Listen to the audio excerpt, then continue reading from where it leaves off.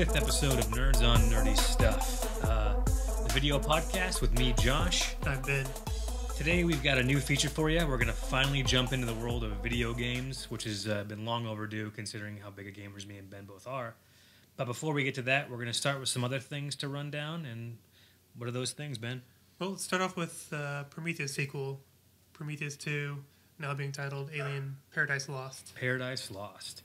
Ridley Scott has been dancing around this topic of it being connected to the Alien universe for so long. Right. And even like maybe a day or two before the title was announced, he even said that it was going to be not connected or just barely connected at all.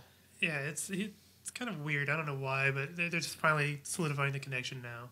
I think what it is the studio stepped in because definitely studio pressure. People wanted to see Prometheus, or they didn't want to see Prometheus because they didn't know what it was. They thought it was just some completely new property that they have no interest in. Right. And I think the studio thinks that if you tag on the Alien header to it, it's going to make it a bit more viable financially, right. Which makes sense too because they are in the same universe. Definitely. Even if Ridley Scott wants to argue that they're not or whatever. Yeah, and even the alien at the end of Prometheus that the engineers out, or whatever. It wasn't quite a xenomorph. But it looked really close to a xenomorph. It was like an engineer version of like a human chest burster xenomorph. Like, right. I think if you're a purist, it's technically different than the aliens we because like I think movie, whenever the alien like the facehugger like latches onto a creature or whatever, it takes on attributes of the xenomorphs plus whatever creature they get implanted in. Like the Predator one had like the 4-prong thing. Remember?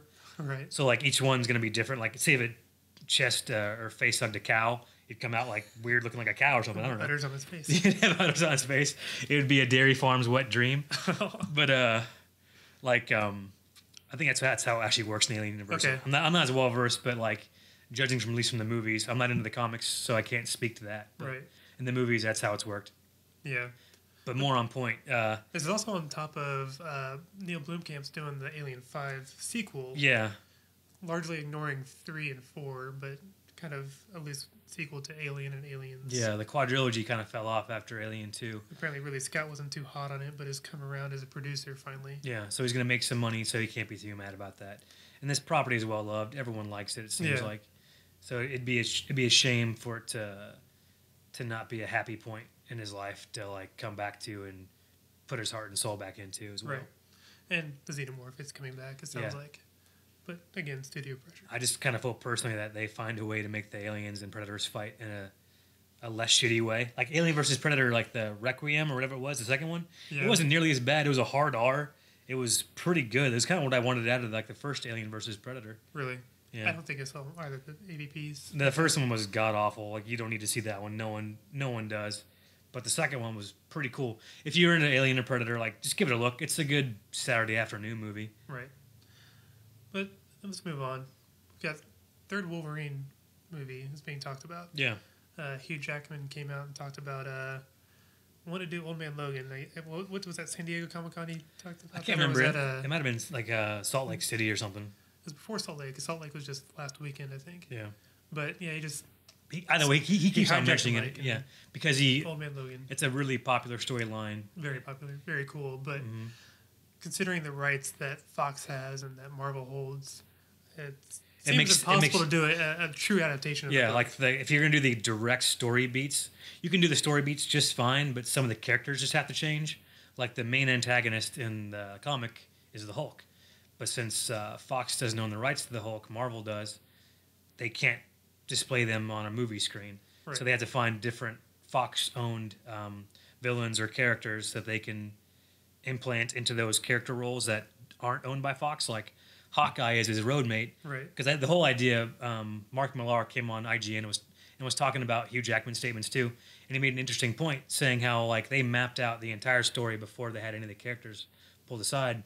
So like it's just a road movie, so like they can kind of pick and choose what characters they want to go in whatever place. That Fox has the rights. Fox has the rights to. So instead of having the Hulk as the big bad, they could do like Mark Millar suggested the Blob. The Blob, instead of Hawkeye, Cyclops. But yeah, I don't want to see the Blob for anything. The Blob is kind of a dumb character for me. Kind of a one note character. It's just horrible, but they could find someone else. I mean, it's might have to really dig deep. Yeah, because they'd have to use the Red Skull as well, and they don't have the rights to him. And that's such an iconic image of the Red Skull wearing Captain America's mask. Yeah, and holding his shield, and he has this crazy trophy case of like all the fallen heroes. Basically, what I should say too to preface this, if you haven't read Old Man Logan, is it's set 50 years in the future after some giant tragedy that's unnamed, where all the heroes are just wiped out simultaneously. All the X-Men are dead, right? Like all the X-Men are dead except Wolverine. So So they're going to have to retcon some of that. Yeah, and it's just like a really dark dystopian like road trip across America from like Sacramento to DC, because like the whole tagline is that Logan has to get to DC with Hawkeye like as his bodyguard, sort of, because Hawkeye's delivering right? From California, delivering some stuff, and like Hawkeye's blind at the time too, but he insists on driving. Hilarity ensues. You get the idea with that kind of stuff. Yeah, but it's just like a road trip movie that has to have Logan, the hero tragedy, and that's pretty much it. Like, there's no no other story elements that can't be fixed by just different characters stepping into it. You can rewrite it for the screen anyways, because you're gonna have to condense it because there's like a 6-issue series. Yeah, I've only read it in trade paperback form, but I think it was a 6-issue series when it came out originally. Okay, but it's a really great story. If you haven't read it yet, go check it out. I highly recommend it. Yeah, but one thing I did like about that Mark Miller talked about last week was, instead of Hawkeye using Cyclops and having Cyclops not having his goggles and glasses, having to keep his eyes closed the entire time. Keep his eyes closed. Yeah, that's a perfect replacement for a blind Hawkeye. But we'll see. I mean, it'd be a good trope to implant in front of a blind Hawkeye, like an inoperable Cyclops or whatever. Right. Is there anything that, like, image-wise, that could replace like the shocking image of Red Skull wearing Cap's mask? Like, what in the X-Men universe could be as iconic as that? Yeah, profound. That's the thing. I don't know if you could even do like something so iconic as that, because like that's just an image sticks in your head. Yeah, because it's drawn so. Yeah, art is great. It's drawn so dark too, and like you really feel the dystopian nature of the society. Yeah. But I think like maybe if they do, if Apocalypse comes out of Age of Apocalypse, or is it Age of Apocalypse or just Apocalypse? X-Men Apocalypse. I think it's X-Men Apocalypse. Whatever the next X-Men movie is. If it's like it's the Rage of Apocalypse Ultron. Yeah. But if they Pocketron. Sounds like a really shitty Pokemon. But if Apocalypse comes out as a big villain, I don't think it would be in the same vein as Red Skull, because Red Skull kind of just wants power for power's sake. Yeah, because in the book he was kind of the president. Like, he implanted himself as the president and living in the White House and all that other stuff. But a lot of cool things come across there too, because like they come across a Venom infected Tyrannosaurus Rex too, which is pretty rad. Awesome. But they can't use Venom because that's owned by Sony. Yep. Maybe Marvel too down the line, because the Marvel Sony deal. But there's some other cool things like they could easily do, just as long as they have the road trip movie and all that kind of stuff. Yeah, it's something pretty much Mad Max. Fury Road with Wolverine. Plug in X-Men to Mad Max and you have a winning movie, I think. If as long as it's made well, it could work. Yeah, very well. I got no issue with that at all. But speaking of Marvel characters, we've got apparently rumors of Marvel and ABC coming together to make a damage control TV show. Yeah, it might actually be a decent ABC Marvel TV show, other than Agent Carter. Agent Carter's good. But this will be a half-hour comedy. Yeah, half-hour comedy set in the Marvel universe, where it centers around the people that clean up after the superhero battles. Right. Which it's kind of ripe for just any kind of humor, really. Yeah, it could work. ABC needs all the Marvel content it could get, and I think I'm happy to see them do anything Marvel related. But so it's something I'll watch. But I've actually had this thought too, like who were the normies that see Spider-Man swing by and are chasing down robbers and stuff? Like, who are these people that just see all this stuff and live with it? And it's normal for their life to see, like, oh, the Hulk just smashed Johannesburg. Must be Friday. Kind of thing. Like, that's kind of this, like, they're accepting all this is their crazy job stuff. Yeah, they're like, I think in the Marvel comics there's actually even a company that like is contracted by S.H.I.E.L.D. or something like that to do all that. Yeah, I can't remember the name of it, but it's something along those lines. So if they have like a comedic tone for the show, like I think they're supposed to be too. The executive producer is a guy that worked on both The Daily Show, Jon Stewart, and The Colbert Report. So that's That's a good pedigree. That's a good pedigree. Good chops there. But the other aspect of this is apparently DC is already working on something similar. Yeah, DC's trying to beat him to the punch, it sounds like, with a similar thing with like Metropolis or Gotham. Yeah, with NBC, they're working on a show called Powerless, and it's pretty much the same thing, but it's going to be Office style, probably with the interview cams and the talking heads, just documentary, whatever. I don't think it's going to be about like the cleanup after like the accidents and stuff. I think it's just going to be people living in Gotham or in Metropolis and talking about that kind of stuff and having Batman reigning over their town. Yeah, that'd be pretty crazy. That'd be cool to see. Like I think a lot of jokes would just come organically too. Like if they do in the Office vein, like how they just do like all of that stuff is just observational humor, and like some of it is just so funny. I just see a Jim Halpert shrug after like Batman, like someone's getting interviewed, Batman swings by, they look over and look back at the camera, shrug, whatever. Yeah, exactly. Tuesday. Yeah, but so we have some other TV news. HBO and Zack Snyder are apparently talking. Yeah, the HBO's only put out like a one-sentence statement about it, saying how they just literally met about doing a Watchmen series for the network, which I don't think is a good idea personally, because Watchmen is such a not a compact story, and the universe is pretty fruitful, but like the story's been told. I think there's not much else. The comic book was great, and the movie was probably it was almost frame by frame of like the book. The best comic book straight adaptation, and it was. Yeah, because it was a straight adaptation. They didn't like deviate from the story, except for like certain except the end and like certain other things. But like for the most part, it was just like you could go to individual like cells in the book itself, and let's say, oh, that's that scene that's shot the exact same way. The placement, the facial expressions. There's that frame of Rorschach sitting in the window, kind of crouched like a cat, and looking out over the city, and it's the exact same frame in the movie. It's just shot for shot the exact same, and I don't think they could do that for a TV show. There'd be no point for it to go back. It's clearly not what they're going to be doing for a TV show. They do have, after the movie came out, they have the Before Watchmen comic book series that they did. So I don't know if they're going to try to pull from that. From what I understand, it was pretty mediocre. Yeah, from my personal opinion, I read the Rorschach comedian and Silk Spectre. Was it Silk Spectre? I can't remember the name. Either way, like it wasn't that good. They tried their best, and it really had a good chance, but it just wasn't. Was Alan Moore involved in those? I can't remember, to be honest with you. Okay. Like, jump in the comments section and tell us if he was. Yeah. I'm not sure if he was or not. Yeah. If he was, I don't think he's too proud of his work. Because I like the idea of seeing more Rorschach though, because his grittiness was so great. And Rorschach was so rad. Rorschach was awesome. I love Dr. Manhattan. Yeah, Manhattan is like big blue swinging D doesn't bother me. Yeah, it doesn't bother you at all. Not at all. See a big blue penis just dangling in the wind. It's fun. I love it. The whole Rorschach, the one cafeteria scene, always just sticks with me too. It's so good. Yeah. The fact he like stands up like, I don't think you guys understand. I'm not stuck in here with you. And then he's like, you're stuck in here with me. None of you seem to understand. I'm not locked in here with you. That's it! You're locked in here with me! I was like, that is so fucking cool. Yeah. Like that's like a stand up and applaud kind of moment. And they're like, yes! Yes! The other thing about that, though, is I could see a lot of the movie actors coming back to HBO for a show. Like, yeah, because none of them have really grown up or like blown up that much. Jeffrey Dean Morgan's not doing too much. Not too huge for HBO. And Malin Ackerman, I'm not sure how to pronounce her name. She's still does Children's Hospital on Cartoon Network. So Jeffrey Dean Morgan, did I already say him? That was a comedian. Yeah. Jackie Earle Haley, I think is his name. Yeah, Jackie Earle Haley, that's the Rorschach. That was Rorschach. Yeah. He played Freddy Krueger, and that was... He was on a TV show a few years ago that was on Fox. It wasn't bad at all. Yeah. But, seems like he'd be a good actor. He just hasn't caught a break. It's kind of how it goes in Hollywood. Yeah, he's a good character actor, and that's... Yeah. You have to find the right character for him to fit into. He's pretty weaselly. Yeah, he can be weaselly and scrawny. And he can be terrifying, too. Like, dude... Small, quiet ones are the one you got to look out for, man. That's creepy stuff. But all that being said, we're going to jump into our video game feature. Right.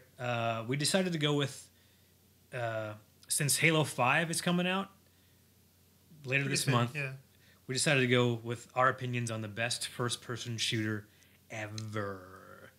Forever. So, like, whatever we say here, no matter what comes out 10, 20 years from now, these are going to be the best first-person shooters ever, no matter what happens. No matter what advance in technology, no matter what advance in cryogenics. I think I could lock into one. Yeah, I think we'd be good. But, Ben, why don't you go ahead and start off with yours, and then we'll go from there. Yeah, I started putting a thought into this, and I initially jumped into GoldenEye 007 from Nintendo 64. That was such a big part of my childhood. But if you've played that at all recently, and I have, It does not. It did not age well. It did not age well. does not hold up. But looking back, it's great. I think I'm going to go with the Halo series, maybe Halo 4 because it's the newest. Halo 4 is probably the best one. And this is coming from a guy that I did not really... I didn't accept Halo. I had Halo for the Xbox. I played Halo 2, and in Halo 3 I fell off. And from then on I was Call of Duty. Modern Warfare 2 was probably the best. If we limited this to just military, I would say Modern Warfare 2 was the best FPS. But broadening it, Halo 4 the genre of first-person shooter. Yeah. Halo 4 is so good. Just to hop on and play online. And yeah, it's still a vibrant community nowadays too, with the release of the Master Chief Collection last fall. Even though it had a rocky start with the multiplayer, yeah. But 343 has fixed a lot of the issues. And I imagine the lead up into Halo 5, they're going to have a lot of people online playing it. Hopefully they have getting their skills back up. For that. So I'm going to be doing it myself too. So I picked a different game, but I'm a Halo fan at heart. I have Master Chief helmet flown around. Halo was my first LAN party I ever played. Yeah, same I wasn't too much of a computer gamer. I played a little Warcraft 2, and that's pretty much it. Die Hard. I had the Die Hard game trilogy on computers. But why? Right? Why didn't your parents love you enough to buy you something better? Yeah, they did. I had a Game Gear. Oh yeah. Remember like the Nomad too? Remember the Nomad? Yeah. Oh, that was so dumb. I remember playing Mortal Kombat 3 on the Nomad. God, I had the Game Gear, and then I had Nintendo 64, and then I had Xbox. But there was long gaps between those. Yeah. And come back to that first LAN party. Yeah, that LAN party was... I had never played Halo before. I think I had just got my Xbox, and the friend David Hall, actually, he invited me over, and we had 4 Xboxes, I think, connected together across his whole basement, and we played Capture the Flag for the first time, and for my first time. And I just remember everybody was so busy killing each other. I just went back and forth, grabbing the flag and winning the game.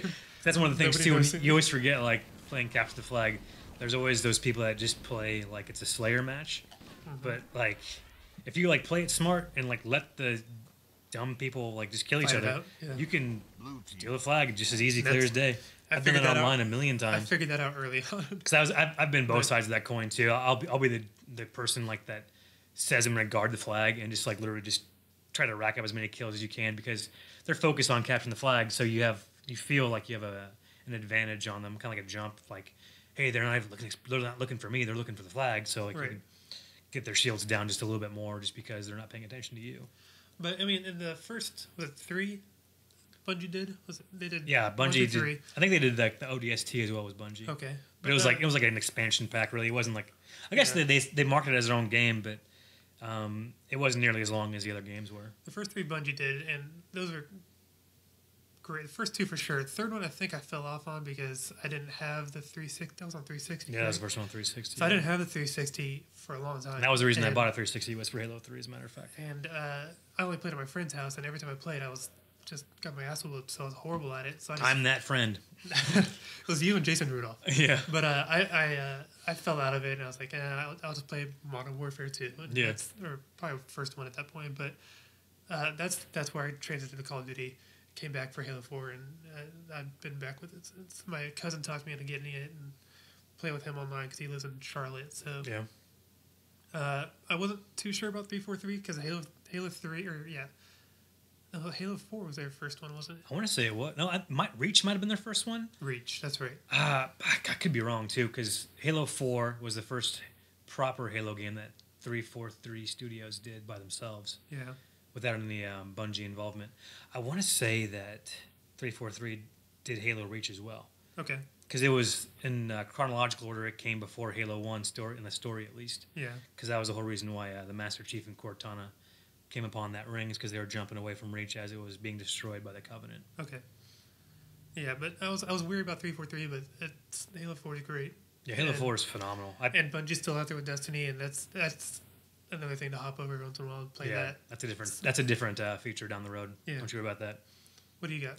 But I think my choice, just because the story alone, I'm a big story guy when it comes to games. Like, I'll play a game for 30 minutes, and if it's just about like killing zombies or jumping cars or something like that, it's fun for 30 minutes. But to like pull me in and engage me for like 12 hours at a time or like a 12-hour campaign, like Bioshock, like the story is just so organic and fluid. The first one. The first Bioshock. They've all been phenomenal. Bioshock 2, I think, had a bit more replay value because the gameplay was a bit more fine-tuned and a bit more fun.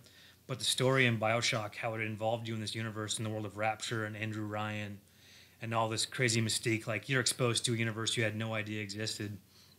Like basically, if you haven't played it, there's a city called Rapture in the mid-Atlantic where a lot of the enlightened people of the 50s went because they didn't want to get persecuted for their beliefs from like in the United States or the UK or wherever else. So they all kind of came together to build this undersea community. Crazy engineering on top of it too. Like it's underneath the ocean, stunning visuals, all that kind of crazy stuff. Like the intro cinematic to the game is you're on a plane that crashes and you have to swim to a lighthouse. Yeah. And you get to the lighthouse and you jump into a bathysphere essentially, and it drags you down. And as the bathysphere is pulling you through, like you see a school of fish and whatever else you see in the ocean, but then it's like it sweeps you through this skyline, like a city skyline, underwater. It's like a few hundred feet, if not more. I'm not sure exactly where it was, but these stunning visuals. And then it introduced the morality to the game too, because depending how you played the game, different characters directed to you different ways throughout the game too, and the story mode changed as well. Like if you had the choice to either harvest these little girls for like their, I hate to call it like just DNA. Like I think they called them plasmids, were the things that you shot out of your left hand. Like you had like flame and ice and typical like superhero kind of bullshit. Electricity. Yeah, but like the girls were like used by the scientists in the town of Rapture to grow these parasitic worms that produce this gene altering stuff that gave you the power, the plasmids and stuff. And so you could either like save these little girls that you came across, like and rescue them and send them to like a sanctuary kind of thing in the map, that there was a person that you're talking to that you could send them to, or you could harvest them yourself and get more plasmid juice or like a new plasmid. Like say you didn't have telekinesis at the time, you could harvest the little girl. It's dark, like I said, and get that power right then and there. Yeah. Or you could save her and like maybe you'll get something down the road too. That's one of the things too. If you save them, they'd send you like care packages like throughout the game. Like you'd find like little like thank you notes like, hey, blah blah blah, like this is for saving one of these other girls. Like here's some supplies, ammunition, and I'm not sure they called it mana or whatever they called it for like the life bar for like whatever it took to cause the lightning bolts of the fire. Like so they had a reason to be moral too. But like at the end of the game, if you were I'm not gonna spoil it for it. I can't spoil it. Shit. But anyways, like the whole morality element to the game too was a cool concept, and just the vividness of the universe they painted for you. And like I said, I'm a diehard Halo fan. I've read pretty much all of the expanded universe books too. I've read the books. That's how much I'm a Halo nerd. Read the books for a video game. Yeah, I read the books for a video game. That's the depth of my nerd depravity. But just the story in Bioshock was just so engaging and so cool. Halo does a pretty good story. It doesn't do a great story. It does a pretty good story. I think it's a great story, truthfully. No, I mean overall, it's there's holes here and there, but there's a lot of holes. Overall, it's pretty good. Yeah, like what would the holes be though? Like I mean, it's just like future tech bullshit that like doesn't make sense. Yeah, there's a lot of that kind of stuff. It's just whatever. You gotta have to, I guess, the suspension of disbelief. I think Bioshock kind of does a lot better job of that. Yeah, they feel a bit more like it feels a bit more real too because it feels so gritty.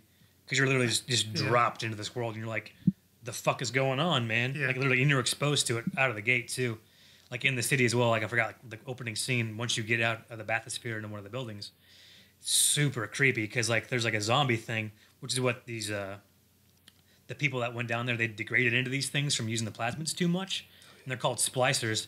And like the very first scene, like you walk into like a dilapidated like that might be the second game actually, but you walk into a dilapidated like spa, and like this crazy, creepy, fast-moving zombie thing is like talking to you, like it's super creepy, super creepy, and like it's really moody, and you don't have any weapons at the time too. So you're like, God, man, what am I gonna do? What am I gonna do?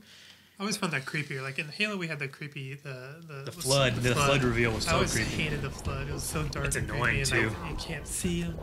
And the noise they made too, Yeah, like the the little noise. head The things, noise like sucked. it's just such a gross one. So, I think the Bioshock is just a little bit creepier. yeah, just the And- atmosphere of the game was just yeah. like super dark, and like it's the art design too was so cool because they actually like used period music too, which is really neat too. Yeah. Like it's a lot of Billie Holiday, a lot of lounge music, which is really neat. Like I actually bought the soundtrack too on iTunes. Oh, really? 'Cause it's really that good because they did a lot of deep cuts of like things you just haven't heard. Like, oh man, that's a really neat song. Like I'm actually just gonna listen to that in my free time. Yeah. It's pretty cool. Yeah, Halo doesn't have that for me. They have that iconic. The sweeping score, yeah. Marty O'Donnell does a hell of a job with the symphony, but Wow, nerd. yeah, that's like I said. But yeah, Halo. The thing with them is like, Halo 1 was revolutionary for the Xbox. I don't think the Xbox. It was the would be- killer app. Yeah, that was the killer app. It would not be where Xbox wouldn't be a thing if it wasn't for Halo. Yeah. And each new game that they put out, especially like the Halo or the actual first-person shooter games, not necessarily the wars and everything. Been It's subsequently the better. biggest game of not maybe the year, but definitely that season. Yeah, it's the every highest time. build every time. Yeah, And Biggest that's why sales. Halo 5 is going to be huge, and it looks good regardless. yeah. I've already pre-ordered it. I'm gonna play the hell out of it the first day. That's why that's my vote. Just because every time they put something out, it's the best game of the year, and it's It always wins awards. It's- Always wins awards. the game you play until the next one comes out. Yeah, you really. play it ad nauseum almost. Like every single another nerd point for me, I guess. I've maxed out every single multiplayer like rank you yeah? can get ever since like Halo 2 went like multiplayer like online. Like I've maxed out every single thing. It's, Yeah. I wasted hours and hours of my life on those games. I haven't wasted as much, but I have a job. I have a job too. I just don't have much else to live for. But saying all that, we're going to draw that feature to a close. Yep. But we're going to try something new this week as well. I know a lot of you might be comic book fans like I am. So I'm just going to give you like a quick rundown of the books I'm going to be buying this week. Maybe you're interested in them, maybe you're not. But I'm going to start out with Green Lantern 45, written by Robert Venditti and drawn by Billy Tan. Robert had a really rough job picking up after Jeff Johns too. It seems like it's a hard act to follow. Yeah, Jeff It's- Johns is such a tremendous writer, Yeah. but he's done a really good job. It's fallen off in quality, I'd say, writing style, Really? but it's still enjoyable. Like keeping up all right. I'm kind of just a fanboy for Green Lantern, anyways, so that's just kind of how it is, what it is. Yeah. But Injustice Year 4 is also one I'm going to look at, and Is This- that the Injustice, the video game? it's the series? prequel series to the fighting game you might have played. It's if you haven't read it yet, you're introduced to a lot of the story elements and a lot of the plot beats in the game itself. But this is kind of expanding on the 5 years between when Superman kills the Joker and like how like the world gets to its state in the game. Because like in the game, it's like the cutscene where Batman punches the Joker in the chest, and then it goes yeah. like flash cuts to 5 years later. But it's really good so far. Like every year has been. The first year was the best, written by Tom Taylor, but Brian Bucoletto is doing a really good job with year 4 too. They had last year was all the magic characters, all the magic users fighting Superman. So, Zatanna, is that her name? As Zatanna was one of the characters, yeah. And now this year it's all the Greek pantheon so Okay. far. So it's all the Wonder Woman characters. So if you're like a Wonder Woman fan, a lot of cool Wonder Woman moments too. And then jumping over to Marvel, since they're rebooting their whole line after the Secret Wars event, Doctor Strange #1. It's clearly gearing up for. Yeah, they're going to expose more people to the movie too, coming out with Benedict Because I Cumberbatch. understand it's not going to be an origin story for the movies, so they might try to get people in for the. Yeah, I wouldn't think it'd be an origin story because Doctor Strange is an established character in the Marvel Universe, and like if you go back and retouch his origin, it might just be like a waste of celluloid, really, because not everyone knows his origin story, but it's pretty cut and dried. There's a good animated movie on Yeah. Netflix that's pretty much draws it out for you. Yeah. It's pretty good. I mean, it's not great, but it's It's a what good, you it's a good expect. intro to Yeah. Doctor Strange. Yeah, and for it sure. introduces like a lot of his villains too, like Dormammu and the Ancient Yeah. One. But it's going to be written by Jason Aaron, who's been absolutely killing it with Thor. So like, I'm excited to see what he does with the character too, because his writing style was always really good, and he takes the mystic elements and makes them a bit more down to earth and enjoyable for like a layperson to read as well too. Yeah. So I'm curious to see what he does. But then on top of that, speaking with more Secret War stuff, that's going to be wrapping up next week too. So Secret Wars #6, written by Jonathan Hickman and drawn by the same artist that was drawing the Thor title with Jason Aaron. His art style is like Eastside Ribic. He draws like how you'd see like an 80s metal van. Awesome. Like those crazy that's super some of my soft favorite art. Yeah, it's like it's really cool art. But like he drew the last or the biggest Marvel event comic this last summer, Secret Wars. He's drawn the main line of that. So it's And pretty much Marvel characters in a heavy metal style. Yeah, it kind of is almost because like his facial work is really good, but like he has really soft lines. Like I'm not sure if it's the inker doing it for him, but just like how it all flows together, and his action scenes are always good, and you can always tell what's going on. You're never really lost in the panel. But I'm excited to see how Secret Wars wraps up and the new Marvel .1, whatever they're doing with their universe, comes out. But another thing out of that is going to be Old Man Logan #5. They're going to wrap up that. They basically Secret Wars, if you're not familiar with it, was an amalgamation of all the top storylines and universes from the Marvel universe coming together, kind of, and like interweaving to a certain extent. So Old Man Logan like somehow popped out of his universe and was walking through like the Age of Ultron universe. Then he's walking through the Marvel Zombies universe, and so now it's going to be wrapping up like wherever he ends up in the Battle World element of it now. So we're going to see like how his story ends and stuff. And I think this Old Man Logan is going to be in the new X-Men book. So it's like however Secret Wars ends, I think a lot of like the story elements from the main event, like any character interactions between universes, are going to like stay strong there because Miles Morales is still hanging around. He's going to be the new Spider-Man. I'm pretty sure Peter Parker is going to be around too because there are different versions of him in the Civil War, the Secret War, Civil War tie-in. So there's a lot of different stuff going on. But those are my 5 that I think I'm going to pull this week, or I'm going to pull this week.